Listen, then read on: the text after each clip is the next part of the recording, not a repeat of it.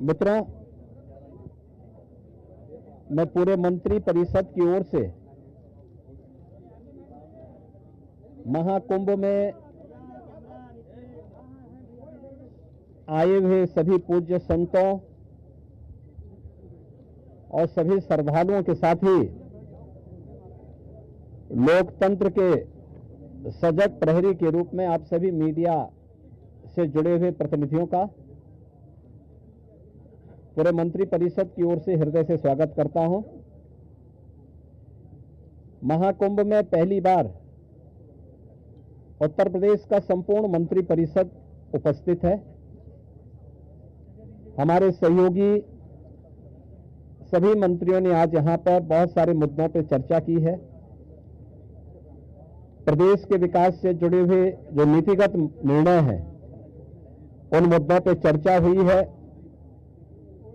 इसके अलावा यहां पर अन्य महत्वपूर्ण मुद्दों के साथ साथ प्रयागराज के विकास से जुड़े हुए मुद्दों पर भी चर्चा हुई है। इस अवसर पर जिन मुद्दों पर आज यहां चर्चा हुई है उनमें खासतौर पर प्रदेश सरकार के जो महत्वपूर्ण मामले हैं उनमें से उत्तर प्रदेश की जो एरोस्पेस और डिफेंस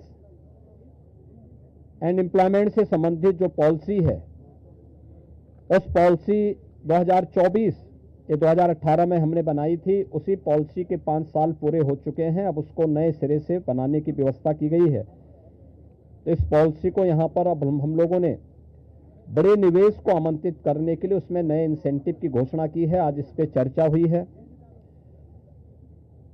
एफडीआई के अंतर्गत और फॉर्च्यून 500 में जो निवेश प्रदेश में हुआ है उस निवेश के अंतर्गत इंसेंटिव वितरण करने की व्यवस्था और उसको उतनी प्रतिपूर्ति शासन यूपी सीडा को कर रहा है और सीडा ने यूपी सीडा उसके माध्यम से करेगा। कुछ नए निवेश के प्रस्ताव यहां पर आए हैं जिन्हें लेटर ऑफ इंटेंट यहां पे आज जारी हो रहे हैं। इनमें एक मिर्जापुर का है, 10,000 करोड़ रुपए से अधिक का निवेश का है, एक मुरादाबाद का है और अन्य 2 प्रस्ताव जिन पर आज यहां पर लेटर ऑफ इंटेंट के बारे में चर्चा हुई है। युवाओं को स्मार्टफोन और टैबलेट उपलब्ध कराने की भी स्कीम को यहां पे व्यवस्था दी गई है और यह युद्ध स्तर पर अगले कुछ समय के लिए सरकार ने इसके लिए धनराशि की व्यवस्था की। इसको हम उस कार्यक्रम की भी चर्चा हुई है। बलरामपुर में सरदार अटल बिहारी वाजपेयी जी की कर्म भूमि रही है। उन्हीं के नाम पर जो केजीएमयू का सैटेलाइट सेंटर था उसे मेडिकल कॉलेज के रूप में स्थापित करने और मेडिकल कॉलेज में नेक्स्ट सेशन में उसको संचालित करने का निर्णय लिया गया है। इसके अलावा पीपीपी मोड पर 3 नए जनपदों में मेडिकल कॉलेज के निर्माण की कार्रवाई, जिनमें बागपत, हाथरस और कासगंज, इन 3 जनपदों में नए मेडिकल कॉलेज निर्माण की सहमति पर भी आज यहां पर सरकार ने अपना वो किया है।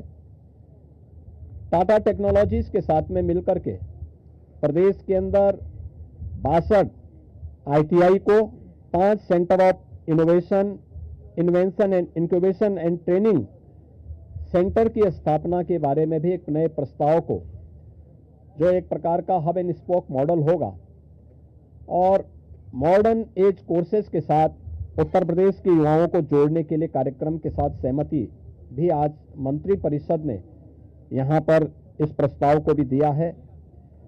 इसके अलावा प्रदेश के अंदर एक अभियोजन डायरेक्टरेट की घोषणा की भी व्यवस्था मंत्री परिषद ने उसको अपनी सहमति दी है और प्रयागराज, वाराणसी और आगरा, ये जो म्युनिसिपल कॉरपोरेशन है हमारे, इन 3 महत्वपूर्ण म्युनिसिपल कॉरपोरेशन में तीनों के बॉन्ड जारी होंगे। अब तक हमने लखनऊ और गाजियाबाद के बॉन्ड जारी किए थे जिसके बहुत अच्छे रिजल्ट सामने आए हैं। यह म्युनिसिपल कॉरपोरेशन की ब्रांडिंग करने का, उसके विकास को आगे बढ़ाने का एक महत्वपूर्ण माध्यम होता है और एक नई दृष्टि मिलती है और एक पहचान मिलती है संबंधित कॉरपोरेशन को।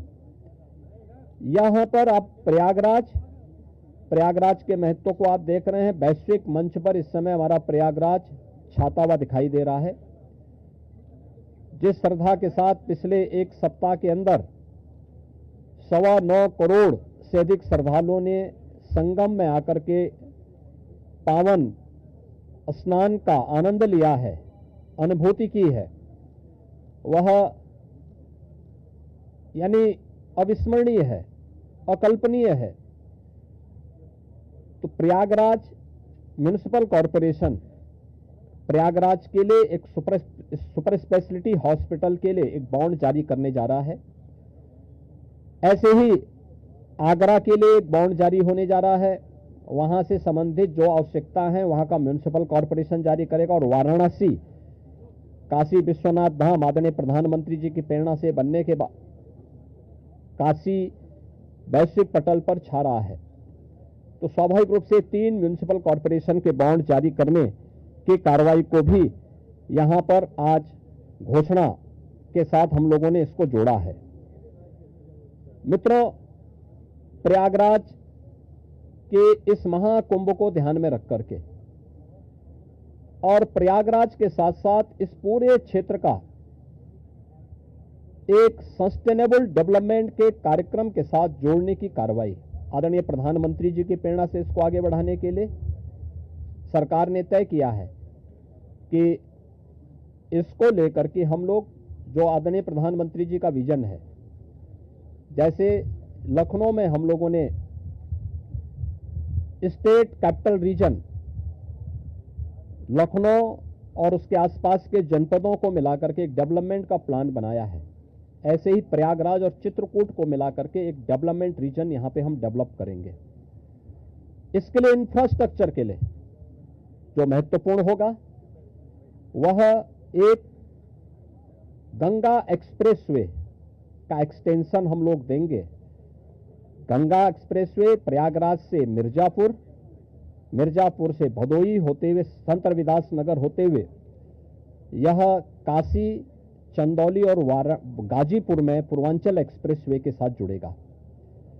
इसके अलावा वाराणसी और चंदौली से यही एक्सप्रेसवे सोनभद्र को जोड़ते हुए नेशनल हाईवे के साथ जुड़ेगा। तो यह इंफ्रास्ट्रक्चर की दृष्टि से जैसे प्रयागराज में प्रयागराज चित्रकूट डेवलपमेंट रीजन